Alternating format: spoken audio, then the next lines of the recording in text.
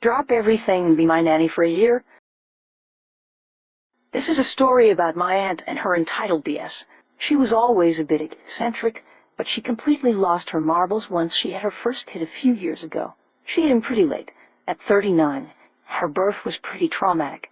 I suspect she suffers from undiagnosed PPD, but I'm not any kind of a professional, so I can't know for sure. A little family dynamic context. I have two older sisters, and our parents divorced about 16 years ago when I was 8. My sisters were 12 and 17. We don't have any contact with our father because he's not a very nice man. This aunt is his younger sister.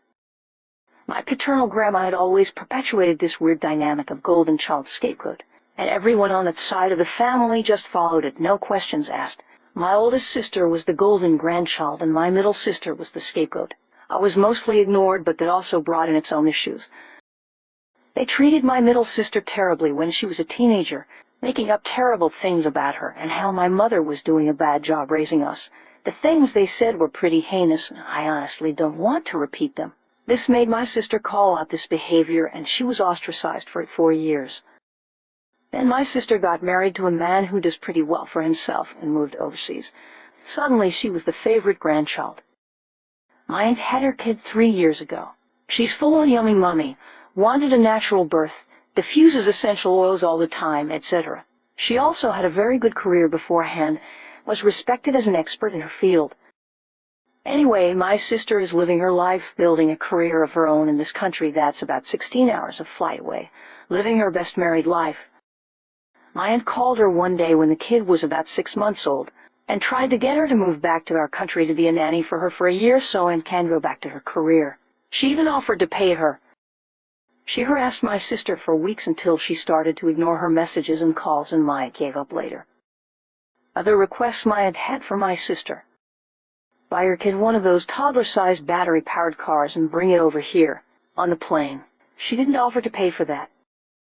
Buy some purebred puppy and fly it out here. She wouldn't be paying for that either. She even calls my sister at ungodly hours because she forgets that time zones are a thing, just to chat about nothing. I'm really glad that everyone ignores me, and I'm currently getting the silent treatment for not calling often enough, or whatever, but I really feel for my sister. And I just wanted to admit my sister doesn't take them very seriously, and we often joke about it. Mine doesn't contact her that often, but it's always something pretty outrageous when she does. Still, it's sad that our relatives are like this.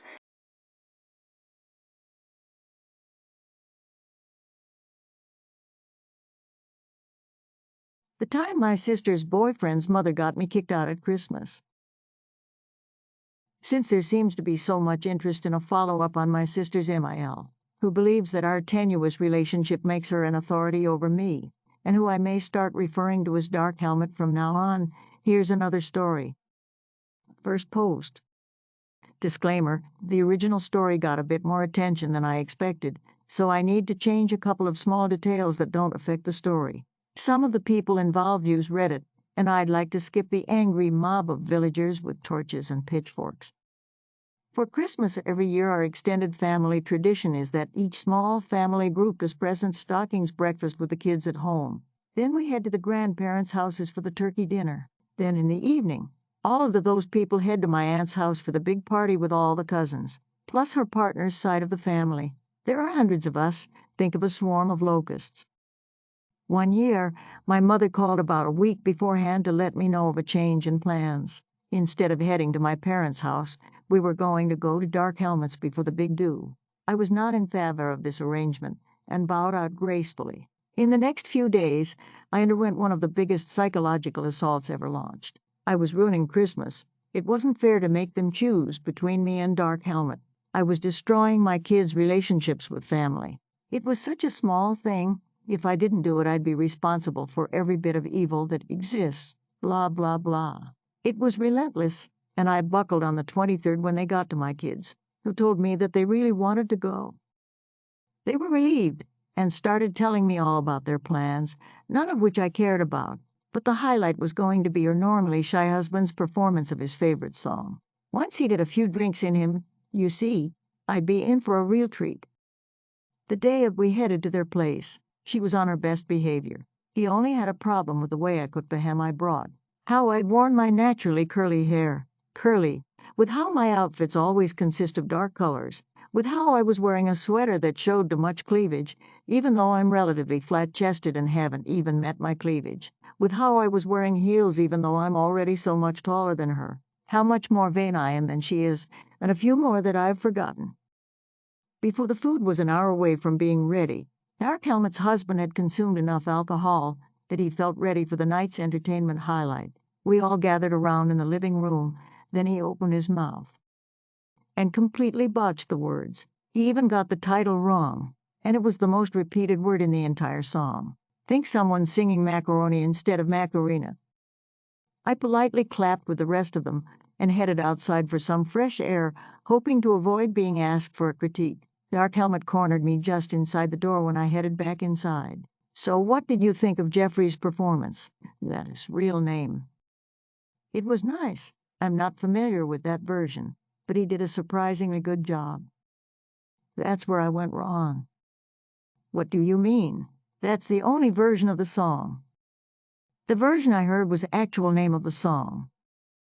She laughed at me and then went to make fun of me for it with everyone else in the house. How silly I was, trying to correct her husband on a song he's been singing for decades. Hilarious. They got such a kick out of proving me wrong. He kept harping on it, so when I finally got frustrated enough to throw caution to the wind, I offered to bring it up on my phone. Twice he forbade me to use my phone to do a search and bring up the video. Forbade me.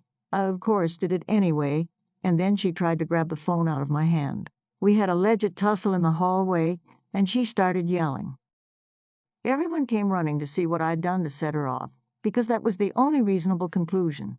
Told them that it was time for me to go, and I just wanted to be left alone to gather my things and get the kids ready to go home. This was unacceptable, and I found myself surrounded by a coven of shrieking harpies, all intent on having their say. Her husband wanted an apology. My sister wanted me to just do it to keep the peace. My parents were off on a look what she's done now. Tangent. VIL wanted me to show respect to his mother, and his inebriated brother just saw people in a confrontation and decided to just throw out random loud words in the same direction everyone else was facing. I managed to get all of my stuff together and got my kids dressed to go. That's when Dark Helmet decided to ban me from the super party later that night. I figured it would be best to skip it anyway, so no big loss. But then shit went sideways when she decided that she'd allow me to leave, but my kids had to stay. They were not going to let me ruin Christmas for my precious babies. They straight up backed me up through the door, then shut-locked it. I stayed outside on the lawn, in 3 feet of snow, in -30 weather, for about 15 minutes, weighing the pros and cons of calling the cops trying to stop myself from going nuclear. Luckily, a patrol car passed by, so I flagged them down. They went to the door with me so that I could collect the kids and head home. No charges necessary. Luckily, I had picked up the fixings for dinner already, so we still managed to have a decent Christmas when we got home, all things considered. Oh, and I got to hear my daughter say, "Mommy, I think Dark Helmet is bat-fit insane."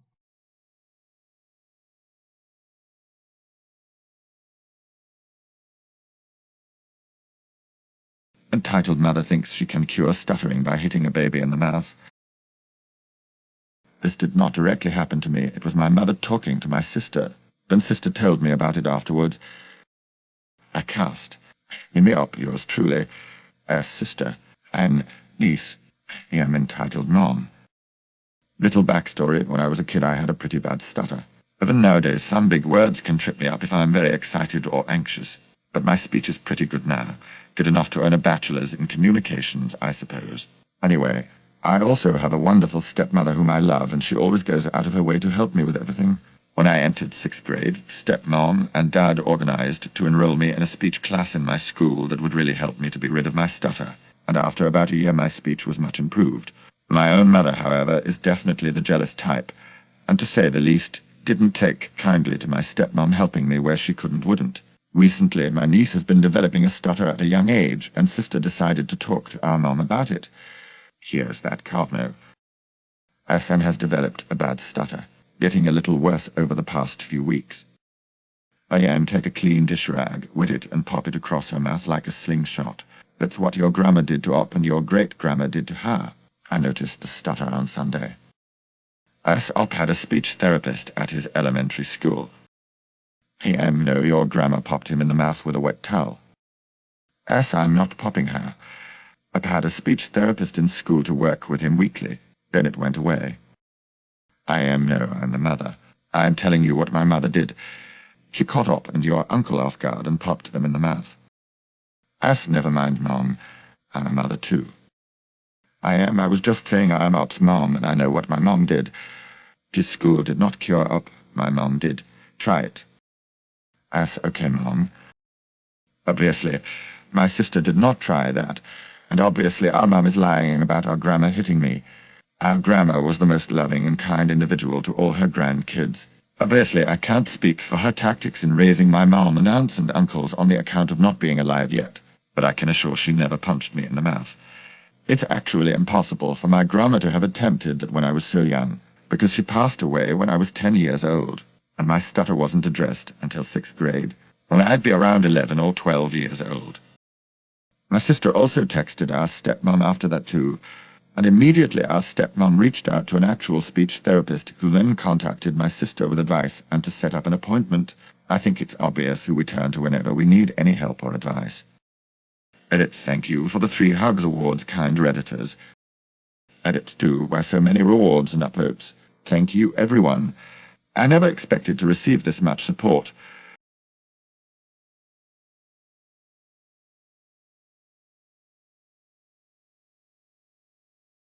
Check out my other incredible videos.